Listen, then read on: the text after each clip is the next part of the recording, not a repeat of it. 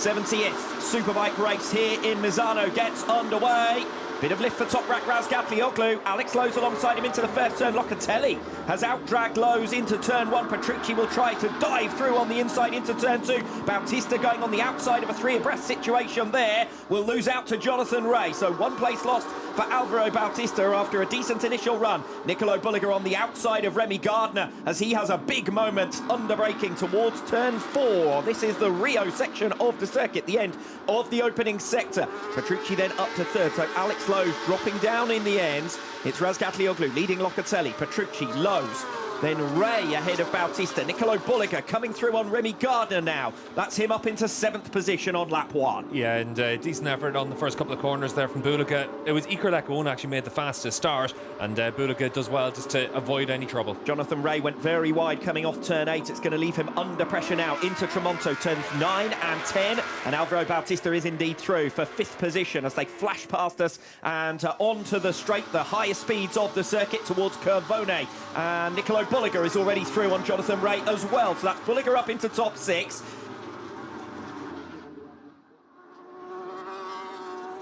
Alvaro Bautista and Nicolo Bulega all in one group together. There's only 0.6 of a second between them.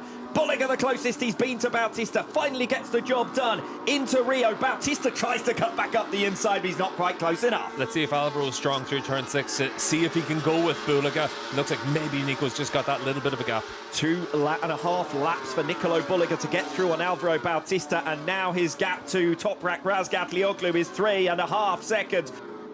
Bulega said yesterday he was only really able to feel about 90% with the bike. You need to be at 100 if you want to beat Toprak, he said.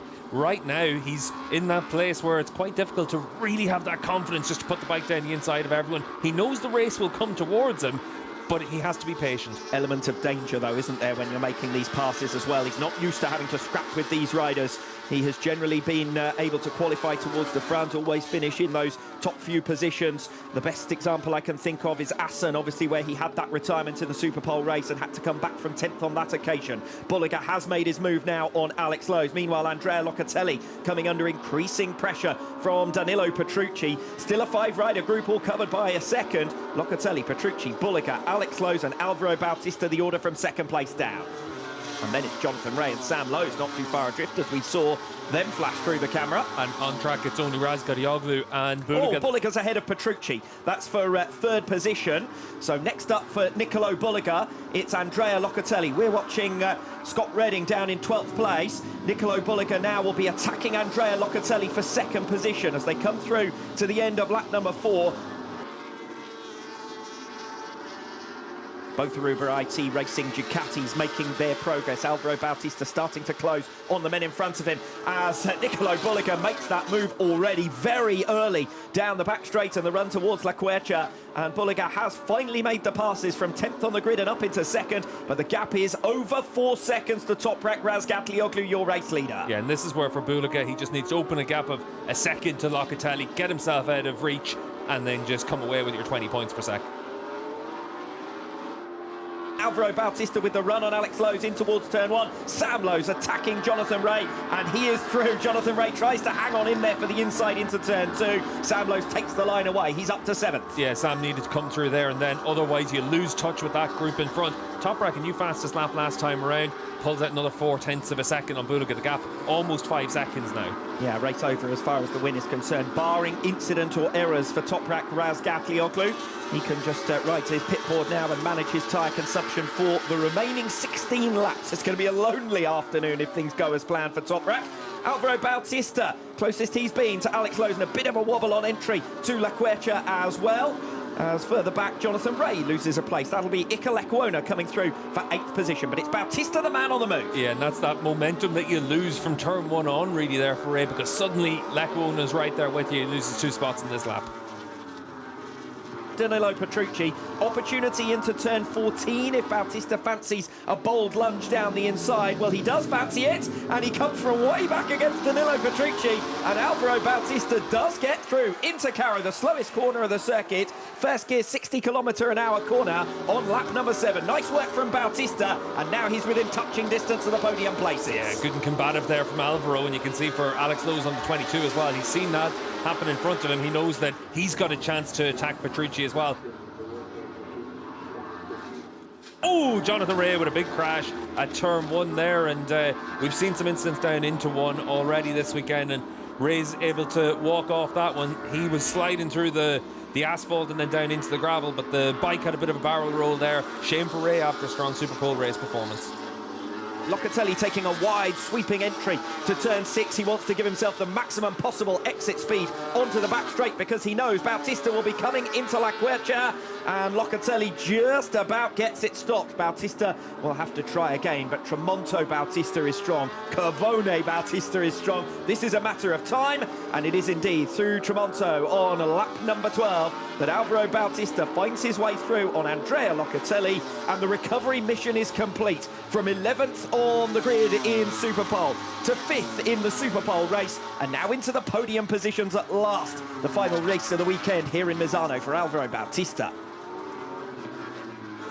2 tenths ahead of Alex Lowe's, 6 tenths to Sam Lowe's. Alex Lowe's down. Alex Lowe's from 6th position falls on lap 13, unlucky for him, and what a shame for Bamoto, who've had a great weekend through Alex, who was second in the Superpole race earlier on this morning, who'd had back-to-back top 5 finishes. Opportunity to add another has gone away there.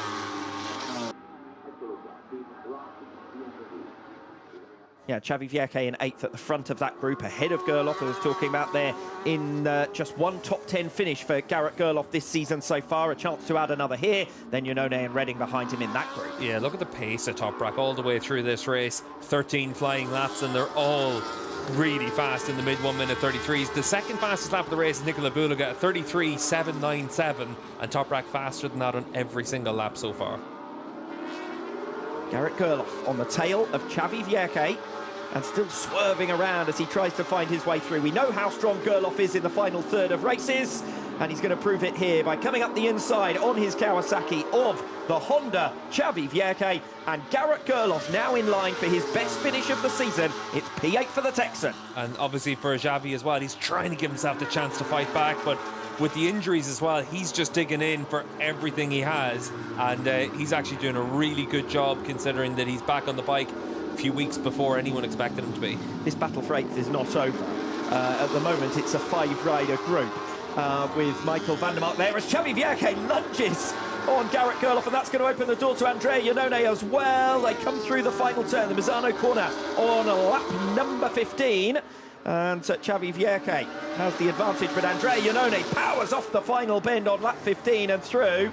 So Iannone, recovering from the back of the grid after a tyre pressure infringement, is now up to 8th place, and poor old Garrett Gerloff, having done the hard work, is back down to 10th again. Sam Lowe's trying to challenge Danilo Petrucci for P5. Petrucci doing a good job in this lap just to dig in and find another few tenths of a second. So everyone's trying to just find some sort of speed and grip out there. It really is tricky, and that's why you see all these moves in the midfield group here as well. And if you're that little bit out of line, it opens the chance for someone else to come through. You can see like Scott Redding's made a mistake on this lap. Van der Mark came through, and suddenly Van der Mark has the chance to attack on Xavi Vierque as well. Petrucci's pace has dropped off into the 1 minute 35s now. Sam Lowe's only 3 tenths back from him, still in the 34s, as is Iker Lecuona, who's closing on the pair of them. Garrett Gerloff attacking Andrea Iannone for 8th place, and all the while Xavi Vierque just 4 tenths of a second behind. Will Gerloff get the move done this time around? To the inside again, to the inside and very close to Iannone, and this time he forces his way through. There was no gap there, but he made one. More great riding from Garrett Gerloff, and good to see a bit of a highlight reel for the Texan for 2025. He's up into 8th position, and that would be his best of the campaign if he can hold on to it with 2.5 laps to go. Xavi Vierque is in a position now to attack Iannone as well. He had a good run out of turn 6 to give himself that chance, and for Andrea Iannone, he needs to see if he's able to get a bit of a run now on Garrett Gerloff.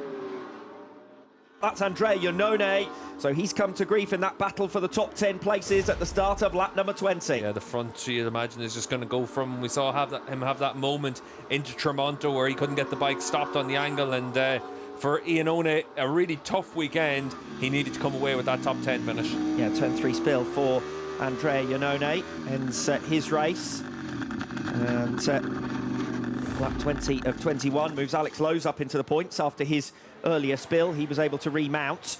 Now it's just the 3-rider scrap for 5th position, and Iker Lecuona is ahead of Sam Lowe's. We rejoin the battle for fifth with Lecuona, the number 7 Honda, ahead of Sam Lowe's. Lowe's relegated to 7th place, and does Lecuona have enough in hand now to go after Petrucci for 5th on the final lap? Here's what happened. Yeah, Iker just comes down into turn 14 and puts his bike in there and just makes the move. And Petrucci's going to face a similar move as well from the number 7 Honda. You wouldn't be too surprised even down in towards turn 8 if he's able to do that. That's Scott Redding down at turn 14, but at least able to get the bike restarted and get going. That also means that for Redding, a little bit like Ian One, we saw him struggling on that front. This has been a demolition job from Toprak Razgatlioglu, one which will narrow his championship deficit to just 9 points at the halfway mark in this 2025 season. Don't miss WorldSBK in the second half of this year. Toprak Razgatlioglu reignites the title fight at the Pirelli Emilia-Romagna round. Hat-trick hero here last year. He's done it again to match the all-time winning record in Misano. His 8th win at this circuit. And Razgatlioglu goes in front for wins in 2025 as well, whilst narrowing his points margin and deficit to just 9 points. Nicolo Bulega second with a damage limitation ride. And Alvaro Bautista finishes the weekend in Misano, back on the podium for the first time since race 2 in Cremona. Another 3rd place finish for Bautista.